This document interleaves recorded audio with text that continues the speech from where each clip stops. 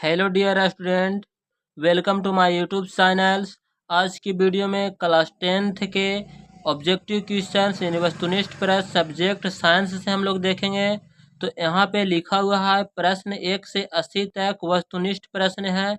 इनमें से किन्हीं 40 प्रश्नों का उत्तर देना। प्रत्येक प्रश्न के साथ 4 विकल्प दिए गए हैं, जिनमें से एक सही है और अपने द्वारा चुने गए सही विकल्प को ओम और शीट पर चिन्ह कीजिए। लेकिन यहाँ पे ओम और शीट नहीं रहेगा, क्वेश्चंस में हम लोग करके देखेंगे। तो सबसे पहला क्वेश्चन है, बोल रहा है कि निम्न में कौन सा पदार्थ लेंस के लिए प्रयुक्त नहीं किया जा सकता है। निम्न में से कौन सा पदार्थ लेंस के लिए प्रयुक्त नहीं किया जा सकता है।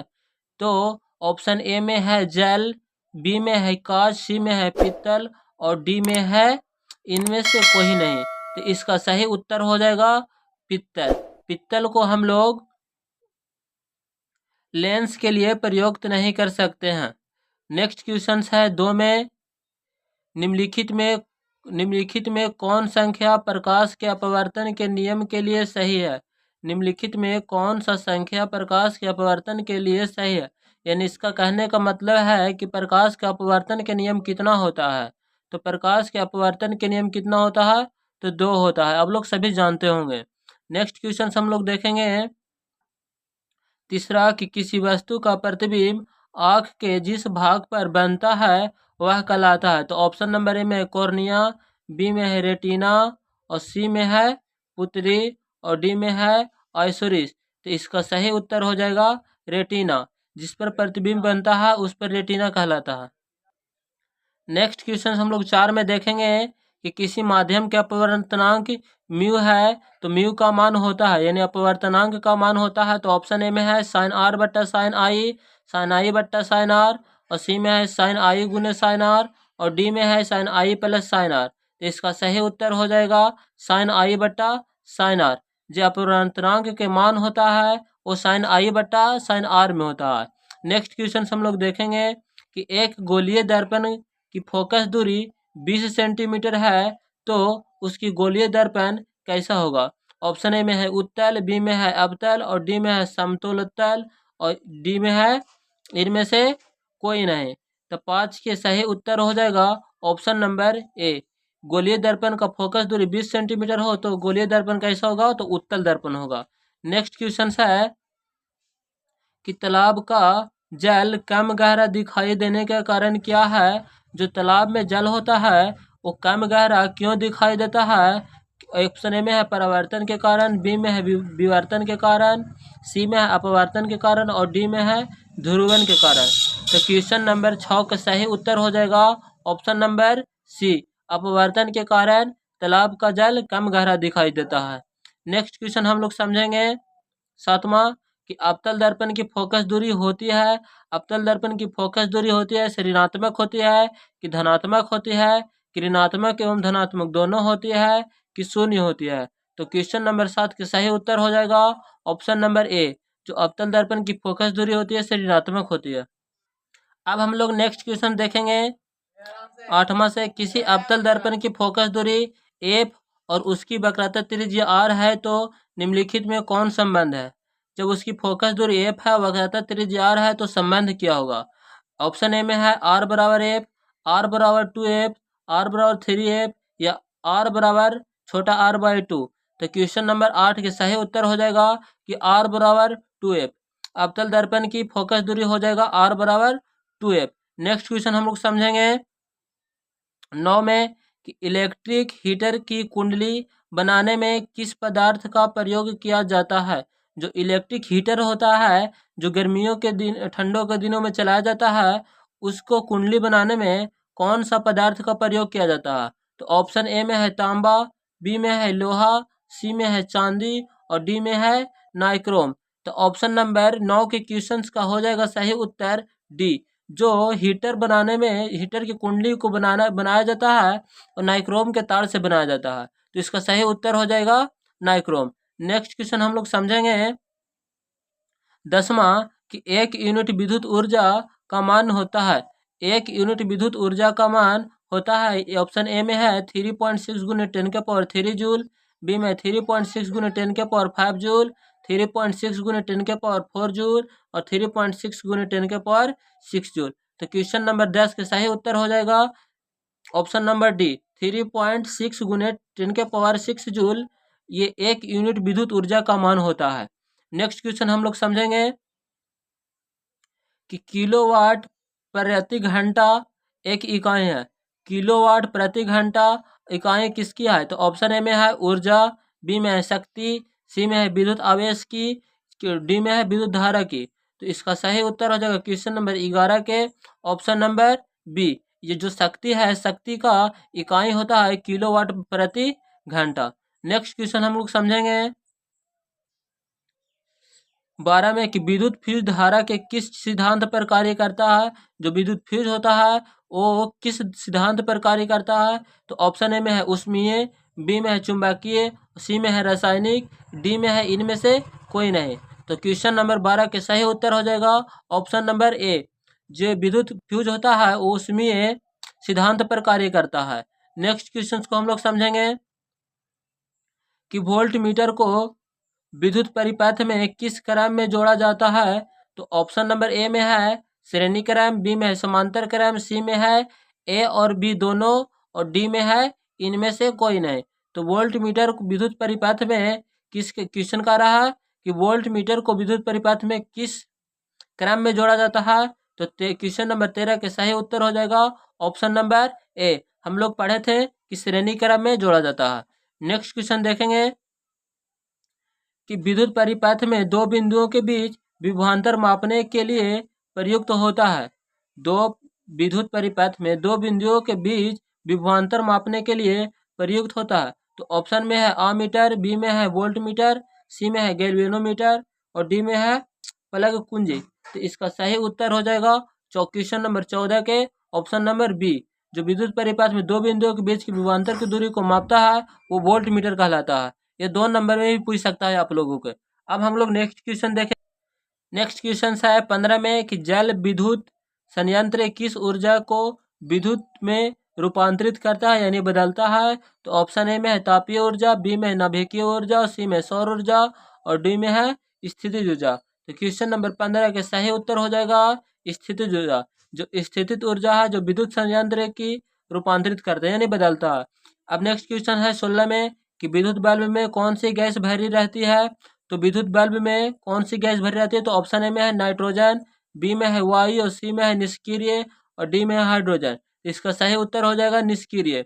जो हमारे विद्युत बल्ब में जो शीशा का बल्ब रहता है उसमें निष्क्रिय गैस भरा रहता है। तो आप लोग के अगर वीडियो अच्छा लग रहा होगा तो मजा लेते रहिए, क्वेश्चंस को जवाब देते रहिए।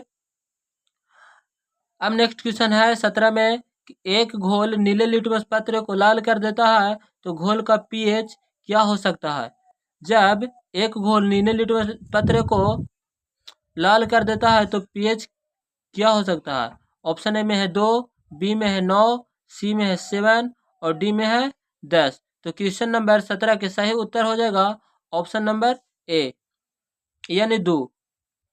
नेक्स्ट है कि बेंजीन का अनुसूत्र क्या है। जो बेंजीन का सूत्र होता है इसे क्या होता है। ऑप्शन में है CH4, बी में है C2H6, सी में है C6H6 और डी में है C2H4। तो बेंजीन का जो सूत्र होता है वो होता है C6H6 होता है। ये बहुत एग्जाम के दृष्टि से बहुत भी आई है। नेक्स्ट क्वेश्चन हम लोग समझेंगे कि एथिल अल्कोहल का आईयूपीएसी नाम क्या होता है।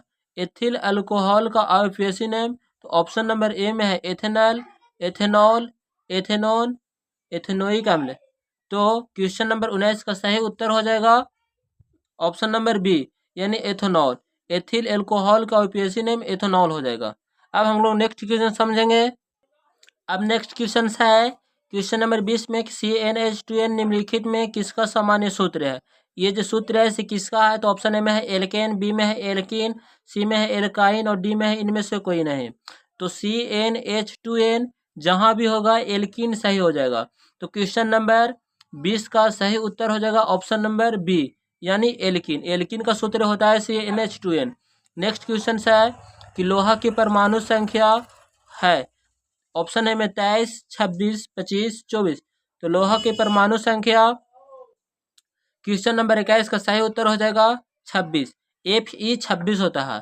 नेक्स्ट क्वेश्चन है कि स्टेनलेस स्टील में लोहा एवं कार्बन के अलावे अन्य तत्व रहते हैं। तो ऑप्शन में है एल्यूमिनियम एवं लेड, चांदी एवं निकेल, निकेल एवं क्रोमियम, और डी में है मैग्नीज एवं क्रोमियम। तो इसका सही उत्तर हो जाएगा क्वेश्चन नंबर 22 के सी, निकेल एवं क्रोमियम होता है स्टेन स्टील में लोहे एवं कार्बन के अलावा। तो वीडियो को आप लोग बिना स्किप के किए हुए देखते रहिए और वीडियो का मजा लेते रहिए। नेक्स्ट क्वेश्चन है कि पित्तल है से क्या है। ऑप्शन ए में है धातु, बी में है अधातु, सी में है मिश्र धातु, और डी में है उपधातु। तो इसका सही उत्तर हो जाएगा क्वेश्चन नंबर 23 के सी, जो पित्तल है से मिश्र धातु, इसमें कितना पदार्थ मिले हुए रहता है। नेक्स्ट क्वेश्चन है, अब नेक्स्ट क्वेश्चन है कि निम्नलिखित में यौगिक में कौन अम्ल है। निम्नलिखित में यौगिक में कौन अम्ल है। तो ऑप्शन ए में है CuO, बी में है H2SO4, सी में है Na2O, और डी में है CaOH के होल 2। तो क्वेश्चन नंबर 24 का सही उत्तर हो जाएगा ऑप्शन नंबर बी, H2SO4 है से एक यौगिक है। क्वेश्चन नंबर नेक्स्ट हम लोग समझेंगे 25 में कि निम्नलिखित में कौन प्राकृतिक सूचक है।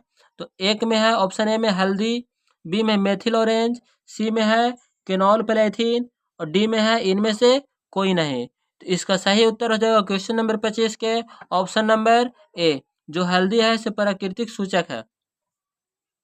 नेक्स्ट क्वेश्चन है कि OH अभिक्रियाशील मूलक वाले यौगिक का नाम क्या है। तो ऑप्शन ए में है कीटोन, एल्कोहल, अम्ल, एल्डिहाइड। तो OH जिसमें लगा रहता है वो अल्कोहल कहलाता है। तो इसका सही उत्तर हो जाएगा अल्कोहल। नेक्स्ट क्वेश्चन है कि कैल्शियम कार्बाइड जल के साथ अभिक्रिया करके देता है। जो कैल्शियम कार्बाइड है वो जल के साथ अभिक्रिया करेगा तो बनाएगा कची एथिन। तो इसका सही उत्तर हो जाएगा option number C. Next question है कि ओजोन के एक अणु में ऑक्सीजन के परमाणु की संख्या कितनी होती है। तो ऑप्शन ए में है ए, बी में है 2, और सी में है 3, और डी में है 4। तो क्वेश्चन नंबर 28 के सही उत्तर हो जाएगा option number C. Next question है कमरे के ताप पर द्रव अवस्था में रहने वाली धातु कौन है। तो ऑप्शन ए में है पारा, बी में है कैल्शियम, सी में है लिथियम, और डी में है सोडियम। इसका सही उत्तर हो जाएगा पारा। क्वेश्चन नंबर 30 में समझेंगे कि सरलतम हाइड्रोकार्बन है। ऑप्शन ए में मीथेन, एथेन, प्रोपेन, ब्यूटेन। तो सरलतम हाइड्रोकार्बन है तो ऑप्शन नंबर 30 के सही उत्तर हो जाएगा मीथेन। नेक्स्ट क्वेश्चन है 31 में कि निम्नलिखित में कौन क्षारीय ऑक्साइड है। तो क्षारीय ऑक्साइड ऑप्शन नंबर ए में है SO2, बी में है NO2, सी में है P2O5, डी में है Na2O। तो क्वेश्चन नंबर 31 का सही उत्तर हो जाएगा option number D. Option number कितना हो जाएगा डी, Na2O। नेक्स्ट है क्वेश्चन नंबर 32 में कि बेकिंग पाउडर एक मिश्रण है। जो बेकिंग पाउडर किसका मिश्रण है। तो ऑप्शन नंबर ए में है Na2CO3 एवं CaO, बी में है NaHCO3 एवं एसिटिक अम्ल का, सी में है COH का होल 2 एवं Na2O का, और डी में है NaHCO3 एवं टार्टिक अम्ल का। तो क्वेश्चन नंबर 32 का सही उत्तर हो जाएगा ऑप्शन नंबर बी, NaHCO3 एवं एसिटिक अम्ल का मिश्रण है बेकिंग पाउडर। नेक्स्ट क्वेश्चन है 33 में कि न्यूक्लियस शब्द किनके द्वारा दी गई है। तो रॉबर्ट ब्राउन के द्वारा, कि रॉबर्ट हुक के द्वारा, कि पलाड के द्वारा, कि विचाऊ के द्वारा। तो इसका सही उत्तर हो जाएगा क्वेश्चन नंबर 33 का ऑप्शन नंबर ए, जो न्यूक्लियस है रॉबर्ट ब्राउन के द्वारा दिया गया है। नेक्स्ट क्वेश्चन है कि पौधा में भोजन किस रूप में जमा होता है। तो ऑप्शन ए में है ग्लूकोज, बी में है प्रोटीन, सी में स्टार्च, और डी में है फैटी एसिड्स। तो क्वेश्चन नंबर 14 का सही उत्तर हो जाएगा ऑप्शन नंबर सी, जो होता है स्टार्च के रूप में पौधों में भोजन जमा होता है। नेक्स्ट क्वेश्चन है कि प्रसिद्ध पुस्तक द माइक्रोग्राफिया किनके द्वारा लिखी गई है। तो ऑप्शन ए में है रॉबर्टसन, ब्राउन, डार्विन, और सी में है रॉबर्ट हुक। तो क्वेश्चन नंबर 35 का सही उत्तर हो जाएगा option number D, Robert Hooke के द्वारा प्रसिद्ध पुस्तक द माइक्रोग्राफिया लिखा गया था। नेक्स्ट क्वेश्चन है कि पौधों और पशुओं की कोशिका का वैज्ञानिक अध्ययन क्या कहलाता है। तो ऑप्शन ए में है अनुवांशिक, बी में है कोशिका विज्ञान, सी में है साइटोजेनिस और डी में है ऊतक विज्ञान। तो इसका सही उत्तर हो जाएगा क्वेश्चन नंबर 36 का ऑप्शन नंबर बी, कोशिका विज्ञान। पौधों और पशुओं के बारे में जो अध्ययन करेगा वो कोशिका विज्ञान कहलाएगा। अब हम लोग नेक्स्ट क्वेश्चन को समझेंगे। अब हम लोग क्वेश्चन नंबर 37 से देखेंगे। 37 में क्वेश्चन है बोल रहा है कि मानव हृदय घिरा हुआ है। ऑप्शन ए में है पेरिकॉर्डिया से, बी में जाइलम से, फ्लोएम से और डी में है तो प्लाज्मा से। तो क्वेश्चन नंबर 37 का सही उत्तर हो जाएगा पेरिकॉर्डियम से हो जाएगा। क्वेश्चन नंबर 38 में बोल रहा है बीजांड की ओर पराग नलिका की वृद्धि का कारण होता है। ऑप्शन ए में है हाइड्रोट्रोपिज्म, क्रोमोटोपिज्म, गुरुत्वानुविरजन, फोटोट्रोपिज्म। तो क्वेश्चन नंबर 38 का सही उत्तर हो जाएगा ऑप्शन नंबर बी, क्रोटोप्रिज्म। नेक्स्ट क्वेश्चन है कि मनुष्य में श्वेत रक्त कोशिका की जीवन अवधि कितनी होती है। मनुष्य में जो कोशिका होती है उसका जीवन अवधि क्या होता है।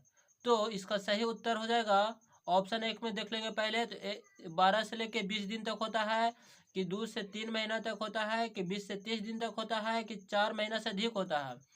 तो क्वेश्चन नंबर 39 के सही उत्तर हो जाएगा ऑप्शन नंबर ए, होता है कोशिका का जीवन अवधि 12 से 20 दिन तक होता है।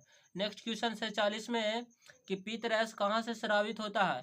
ऑप्शन ए में है यकृत, बी में है मुख गुहा, सी में है अमाशय और डी में है छोटी आंत। तो पीतरस जो स्रावित होता है से यकृत से होता है। इसका सही उत्तर हो जाएगा यकृत। अब नेक्स्ट क्वेश्चन है कि किस जीव में हीमोग्लोबिन नहीं होता है। तो ऑप्शन है पक्षी, बी में मक्खी, सी में मनुष्य और डी में इनमें से कोई नहीं। तो क्वेश्चन नंबर 41 के सही उत्तर हो जाएगा मक्खी। मक्खी में हीमोग्लोबिन नहीं होता है। नेक्स्ट क्वेश्चन 42 में बोल रहा है कि हीमोग्लोबिन की कमी से कौन सा रोग होता है। ऑप्शन ए में है मधुमेह, बी में है पीलिया, सी में है एनीमिया और डी में है डायरिया। तो क्वेश्चन नंबर 42 का सही उत्तर हो जाएगा ऑप्शन नंबर सी, जो हीमोग्लोबिन के कारण रोग होता है वो एनीमिया होता है। क्या होता है? एनीमिया होता है। नेक्स्ट क्वेश्चन है 43 में मनुष्य के आहार नाल में अवशेषी अंग है। मनुष्य के आहार नाल में एक अंग कौन सा अवशेषी है। ऑप्शन ए में है कोलोन, बी में है अपेंडिक्स, सी में है सिक्कम और डी में है रेक्टम। तो क्वेश्चन नंबर 43 का सही उत्तर हो जाएगा ऑप्शन नंबर बी, अपेंडिक्स है। सो मनुष्य के आहार नाल में एक अवशेषी अंग के रूप में है।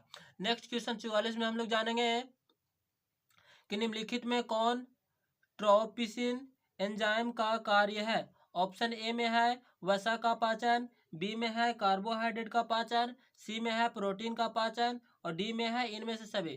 तो क्वेश्चन नंबर 44 का सही उत्तर हो जाएगा इनमें से सभी। जो ट्रेप्सिन होता है एंजाइम होता है, इसका कार्य वसा का पाचन भी करता है, कार्बोहाइड्रेट का पाचन भी करता है और प्रोटीन का भी पाचन करता है। यानी इसका सही उत्तर हो जाएगा ऑप्शन नंबर डी, इनमें से सभी। नेक्स्ट क्वेश्चन 45 में बोल रहा है कि मुख गुहा में आहार का कौन सा भाग का पाचन होता है। मुख गुहा में आहार का कौन सा भाग का पाचन होता है। तो ऑप्शन ए में है प्रोटीन, बी में है कार्बोहाइड्रेट, सी में है वसा और डी में है न्यूक्लिक अम्ल। तो क्वेश्चन नंबर 45 का सही उत्तर हो जाएगा ऑप्शन नंबर बी, यानी कार्बोहाइड्रेट के मुख गुहा के आहार नाल के भाग में पाचन होता है। नेक्स्ट क्वेश्चन है 46 में कि ऑक्सीजन का वाहक कौन है। WBC, लसिका, RBC, इनमें से कोई नहीं। तो क्वेश्चन नंबर 46 का सही उत्तर हो जाएगा ऑप्शन नंबर सी, जो ऑक्सीजन का वाहक होता है वो RBC होता है। कौन होता है? RBC होता है। ये सब जितना भी क्वेश्चन पूछा गया है यही सब है।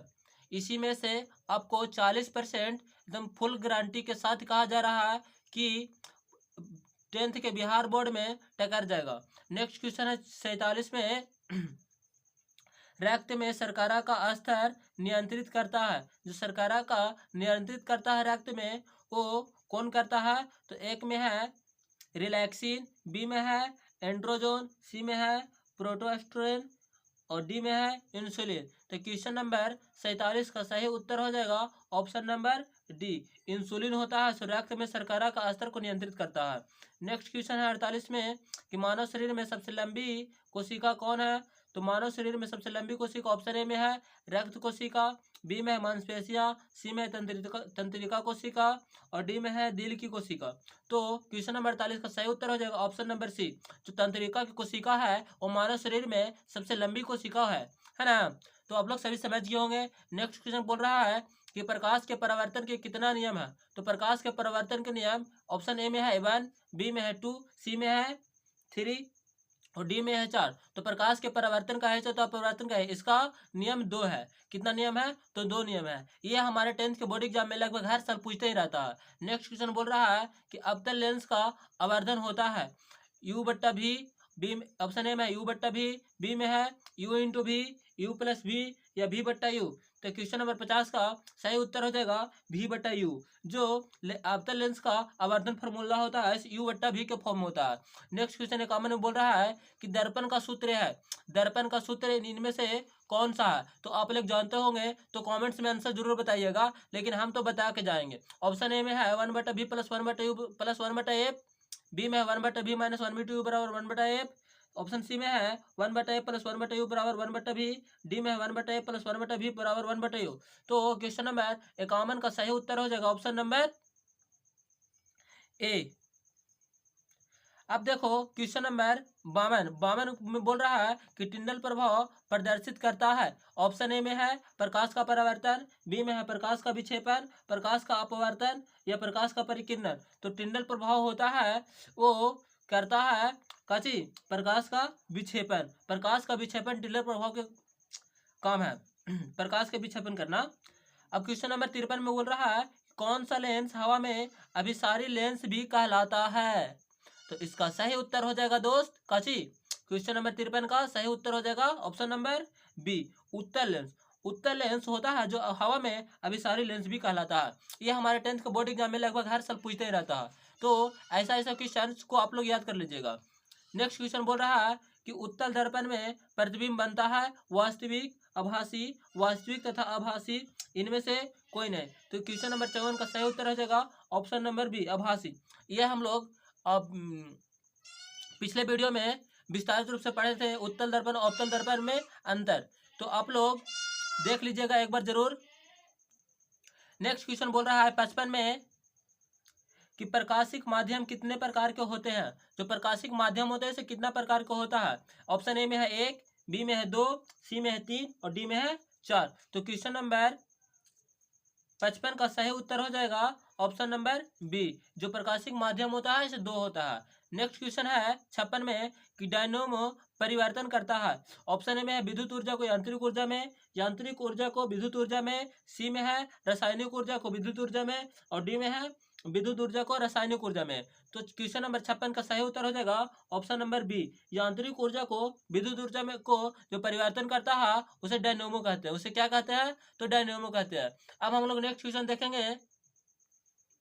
क्वेश्चन नंबर 57 में बोल रहा है कि इलेक्ट्रॉन पर आवेश होता है, इलेक्ट्रॉन पर जो आवेश होता है इसे कितना होता है? ऑप्शन ए में है -1.6 × 10⁻20 कूलम, सी में बी में है -1.6 × 10⁻27 कूलम, सी में है -1.6 × 10⁻19 कूलम, डी में है -1.6 × 10⁻19 कूलम।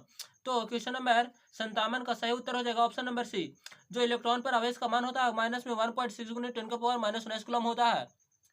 नेक्स्ट क्वेश्चन 58 में देखेंगे कि खिलौना में किस सेल का उपयोग किया जाता है? जो खिलौना रहता है उसमें किस सेल का उपयोग किया जाता है? एक में है सूखा सेल, बी में है डेनियल सेल, सी में है सौर सेल, डी में है इनमें से कोई नहीं। तो क्वेश्चन नंबर 58 का सही उत्तर हो जाएगा ऑप्शन नंबर ए, जो खिलौना में उपयोग किया जाता है वो सूखा सेल का उपयोग किया जाता है। क्वेश्चन नंबर 59 में कह रहा है कि कार्य करने की क्षमता को कहते हैं, कार्य करने की क्षमता को क्या कहते हैं? बल कहते हैं, शक्ति कहते हैं, ऊर्जा कहते हैं, इनमें से कोई नहीं। तो कार्य करने की क्षमता को क्या कहते हैं? तो इसका सही उत्तर हो जाएगा ऊर्जा, यानी एनर्जी। जब भी कार्य करेंगे तभी ना, जब कोई ऊर्जा लेंगे किसी प्रकार के तभी ना हम लोग कार्य करेंगे। तो कार्य करने की क्षमता को ऊर्जा कहलाता है। अब देखो नेक्स्ट क्वेश्चन है 60 में कि निम्न में कौन विस्थापन अभिक्रिया का एक उदाहरण है। निम्नलिखित में कौन विस्थापन अभिक्रिया का एक उदाहरण है। तो ऑप्शन ए में है CaCO3 dash CaO plus CO2, B में है CO प्लस H2O CaOH का whole 2, Fe plus USO4 FeSO4 plus Cu, NaOH plus HCl और ब्रैकेट डैश देखे है NaCl प्लस H2O। तो क्वेश्चन नंबर 60 के सही उत्तर हो जाएगा option number C, Fe plus CuSO4 dash FeSO4 plus Cu, ये इसका सही उत्तर हो जाएगा। नेक्स्ट क्वेश्चन है 61 में कि सिल्वर क्लोराइड का रंग होता है, जो सिल्वर क्लोराइड का रंग होता है ऐसे किस प्रकार का होता है। तो ऑप्शन ए में काला, बी में है पीला, सी में है हरा और डी में है श्वेत। तो सिल्वर क्लोराइड का रंग श्वेत होता है, इसका सही उत्तर हो जाएगा श्वेत। अब अगला क्वेश्चन है 62 में कि निम्नलिखित में लवण कौन है। लवण यानी नमक, तो NaOH यानी NaCl कि HCl कि CoH। तो क्वेश्चन नंबर 62 के सही उत्तर हो जाएगा ऑप्शन नंबर बी यानी NaCl, नमक ऐसे एक लवण है। अब नेक्स्ट क्वेश्चन है कि तुतिया नीलत होता, तुतिया का दूसरा नाम नीलत होता है, इसका अनुसूत्र क्या होता है। ऑप्शन ए में है CuSO4 × 5H2O, बी में है NO2B4O7 × 10H2O, सी में है CH3Cl3 और डी में है KaOH। तो क्वेश्चन नंबर 63 का सही उत्तर हो जाएगा option number A CuSO4 × 5H2O यानी तुतिया का सूत्र यानी नीलत होता का सूत्र होता है। नेक्स्ट क्वेश्चन हम लोग समझेंगे 64 में कि गंधक की परमाणु संख्या। तो गंधक की परमाणु संख्या ऑप्शन ए में 14, बी में 15, सी में 16 और डी में है 17। तो क्वेश्चन नंबर 64 का सही उत्तर हो जाएगा ऑप्शन नंबर सी यानी 16, जो गंधक की परमाणु संख्या होता है 16 होता है। अब देखेंगे क्वेश्चन नंबर 65 में कि धातु के ऑक्साइड होते हैं, उदासीन होता है कि अम्लीय होता है कि क्षारीय होता है कि इनमें से कोई नहीं। तो क्वेश्चन नंबर 65 का सही उत्तर हो जाएगा ऑप्शन नंबर बी, जो धातु के ऑक्साइड होता है से अम्लीय होता है। नेक्स्ट क्वेश्चन है 66 में कि कार्बन है, तो कार्बन धातु है कि उपधातु है कि मिश्र धातु है। तो कार्बन है ऐसे काची है जी, आप लोग कमेंट्स में जरूर बताइएगा, लेकिन हम तो यहाँ बता के जाएंगे कि कार्बन ऐसे एक अधातु है। नेक्स्ट क्वेश्चन है 67 में कि निम्न में कौन सा असंतृप्त हाइड्रोकार्बन है। एक में CH4 C2H6 C2H4 इनमें से सभी। तो क्वेश्चन नंबर 67 का सही उत्तर हो जाएगा option number C C2H4। Question number 48 में बोल रहा है एरोमेटिक हाइड्रोकार्बन है, ऑप्शन ए में CH4, बी में है C2H4, सी में C6H6 और डी में है C3H8। तो क्वेश्चन नंबर 68 का सही उत्तर हो जाएगा ऑप्शन नंबर सी C6H6 से एरोमेटिक हाइड्रोकार्बन है। यह हमारे 10th के बॉडी में बहुत बार क्वेश्चन पूछता है, रिपीट क्वेश्चन है इसका। ये सब क्वेश्चन जितना भी क्वेश्चन पूछ बता रहे हैं सब रिपीट क्वेश्चन है। अब देखिए नेक्स्ट क्वेश्चन निम्नलिखित में कौन अकीय गैस है। एक में कार्बन, हीलियम, चांदी कि हाइड्रोजन। तो क्वेश्चन नंबर 69 का सही ऑप्शन हो जाएगा बी, जो हीलियम है से किस प्रकार की गैस है, तो अकीय गैस है। नेक्स्ट क्वेश्चन हम लोग देखेंगे 70 में कि निम्नलिखित में कौन उपधातु है। तो ऑप्शन ए में है CuNi कि Fe। तो क्वेश्चन नंबर 77 का सही उत्तर हो जाएगा ऑप्शन नंबर सी यानी Sb। अब क्वेश्चन नंबर 71 में बोल रहा है कि पौधा में श्वसन होता है, तो जड़ में, पत्तियां में, तना में कि इनमें से सभी में। तो पौधा में जो श्वसन होता है वो पत्तियां में होता है, क्या चीज में होता है, तो इसका सही उत्तर हो जाएगा पत्तियां में।